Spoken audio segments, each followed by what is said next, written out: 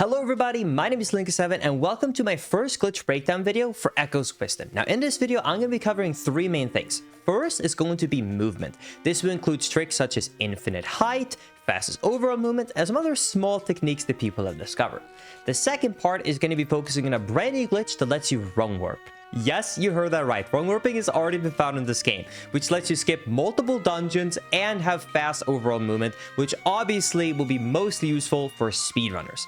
And then third, last but not least, is an infinite rupee glitch that could be used for speedrunners, but even you at home if you just want some extra rupees because you want to buy all the upgrades or badges, you name it.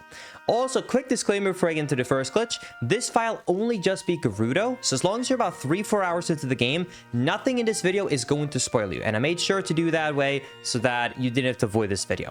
Anyways, let's get into our first technique, which is bed launching. Now, bed launching is a very simple glitch, and it lets you gain, in theory, infinite height, but it's very good for at least getting up quite high ledges like this.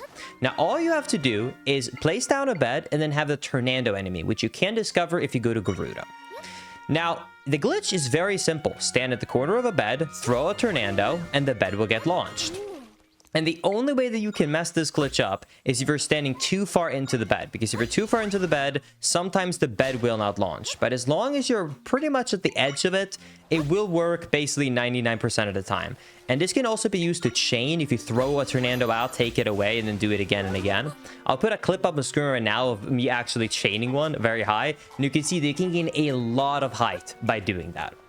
But either way, the second movement thing I want to talk about is actually not even a glitch, but it's just a intended mechanic that speedrunners are already using that I completely overlooked in my playthrough. And that is the fastest overall movement. I've seen a lot of people try and hold certain enemies to move quickly. However, believe it or not, the fastest movement that people have discovered is using the path blade. And I overlooked this. If you throw out a path blade and you jump on top of it, it will go with incredible speeds infinitely until it hits an object. So if you actually watch a speedrun, you're going to notice that they're going to be using path blades, go to an area when they need to gain height, and then they're going to take out a bed, take out a Tornado, gain the height necessary, and then get to the higher edge. So it's a super quick way to traverse the overworld without having to worry about a bunch of crazy techniques. And the final quick movement technique I want to mention is something that was discovered very early on, which is using a piece of meat and a crow. Now, I'm not the biggest fan of this method because it is a little bit slower than the other ones, but it is very easy, so you cannot mess it up if you want to gain height. How to do this is very simple. Take out a crow and then hold him by pressing the X button. Once you've done this, you just have to take out a piece of meat and then pick it up. Once you're holding it, just press the R button and the crow will start flying around because you're following it. Now, what is going to end up happening here is the crow is going to attempt to catch up to you to eat this piece of meat, which will result in you being pushed to the side and upwards. The one reason I'm not a huge fan of this method is just because, frankly, it's kind of slow. So it is a bit slower, but if you just want to do this to gain some height in your casual playthrough, then by all means you can do so, and it is a very cool glitch after all. But either way, once we're done with this part, we're now going to get into the hardest part of this video, which is going to be talking about rung warping. Now, this is a very complicated glitch, and I will definitely be sure to cover this in my speedrun explain video that'll be coming out in a couple of days. So if you want to see me do a full breakdown of the speedrun for Echo's Wisdom, be sure to subscribe if you haven't already. But either way, let's get into the first glitch then, which is rung warping. So how does this work? Well, this entire exploit revolves around being able to play while your pause menu is open on the screen. So you have to perform a glitch known as pause storage. Now, the way this glitch is performed is by abusing the Lost Woods mechanic of voiding you out. So if you watch right here, if I walk into the middle of this tree, I'm going to be so high up that I enter the kind of void out area for the Lost Woods and I void out. What was discovered was that if you place a sign down and you walk while holding target into the void out area and then press A right as you walk into it, what can happen is you'll have a text box up on screen, and then when you press A, it will immediately void you out if timed correctly. So right here, you can see I'm going to press A to cancel, and it insta-voids you out. Now, by itself, this doesn't look that useful. Cool, you can read a text box while you're in a void out trigger. Why is that important? Well, the reason that's important is because once you press A here and this text box clears off the screen, for a split second after the text box clears, you'll be able to input something, which includes pressing minus to open up your map. So it's kind of a tight window, but if I'm able to do it right here, I can show you. you will see that I open up the menu and then it voids me out. So now the menu is open on the screen, but if you look in the bottom right, I can actually move around because the game is physically playing. So why is this so great? Well, let me give you a demonstration. I'm going to press A right here one time to warp. Then I'm going to open up a second menu by pressing the minus button. And then I'm going to press A one more time to complete the warp. Now, when you do this, and we don't exactly understand why it works, but if you do that, you will get warped to the wrong location. So by just doing that on Overworld right now, you're going to see that I end up being put at this random beach right here and the right side of the map. And this is a location I have not unlocked. You can see right here, this was not discovered before now. So that is a complete wrong warp. That is absolutely crazy. And the thing that's going to be really useful for speedrunners, I'll show you on the screen right now. Basically, you can do this glitch and then walk into a dungeon in the still realm. And if you do that, specifically, let's say the first dungeon, and then perform the exact same glitch I just did, it usually wrong warps you to the second dungeon in Gerudo. Which skips the entire overworld sequence of getting access to this dungeon.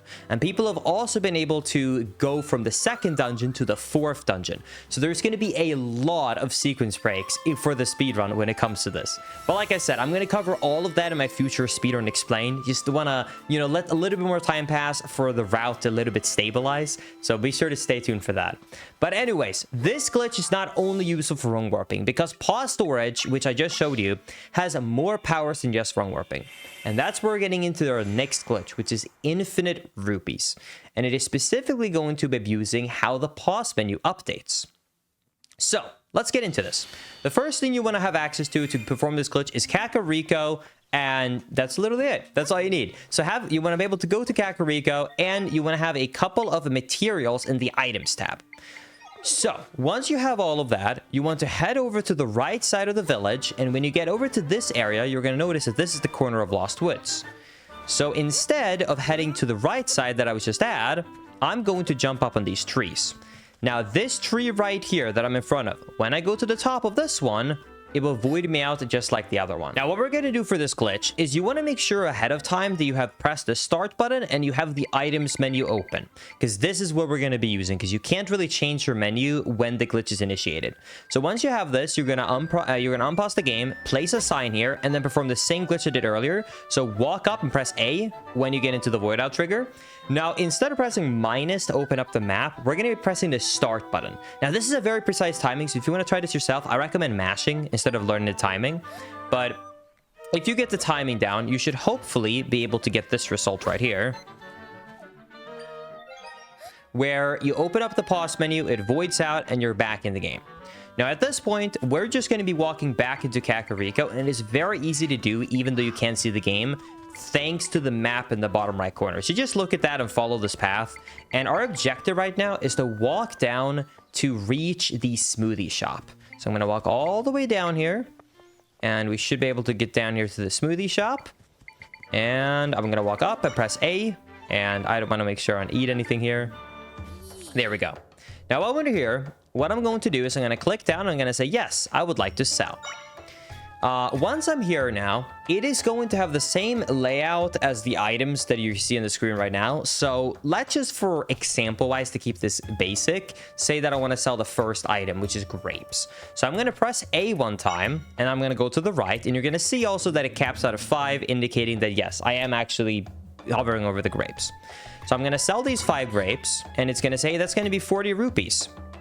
I'm going to say yes, I want to sell this, so click sell. And then it's going to say, pleasure doing business with you. Now, once you're at this part of the menu, hey, what are you looking to sell? You want to press the B button to cancel out.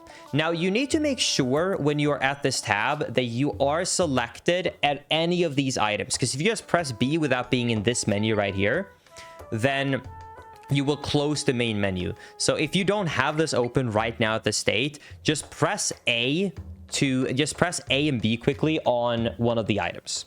So I'm going to press B, and it's going to close this menu, and we're back to the original menu. Then right here, I'm just going to honestly go down to I'm fine, thanks, and press A, so I have to deal with another B input. It's going to say come back soon, and now I can walk away. Now you might be wondering, okay, cool, you sold all of your grapes, but why is that useful? Well, if I now go up and select this grape and I say, yes, I would like to eat one, he's going to consume one, and we just perform the glitch. So now if I unpause the game, you're going to see that in my menu, in the top right, you're going to see it says grapes 4, like I just obtained them. And that's where the glitch relies. So the main menu that I have open as I'm playing is not updating live. So I sell whatever item, and you can sell multiple at the same time, by the way, if you want, and just eat one. So you sell whatever item in the menu you want, including gold eggs. And then once you've sold them, you will consume one of that item, and that will update the value. So in terms of the grapes, imagine internally for the game sees it as this. Okay, he has 5, he sold all of them, he's at 0, and then when I ate one, so I have 4 remaining, it updates to 4. So it basically goes 5, 0, 4. So you can do this glitch infinitely, but you will always technically lose one of each one. And that's pretty much it. So I hope you enjoyed this first glitch breakdown video into Echoes of Wisdom. If you want to see the full speedrun explained, where I go over all the crazy routes, strats, and the glitches of Echoes of Wisdom, be sure to subscribe because that will be dropping in a couple of days. So thank you so much for watching this video. I really do appreciate it. If you want to see my casual playthrough of Echoes of Wisdom Part 1, click the screen right now. If you want to watch another video YouTube thinks you're going to like, you click that as well. But that's it. Thank you so much for watching the video, and I will see you all in the next one. Later, everybody. Bye-bye.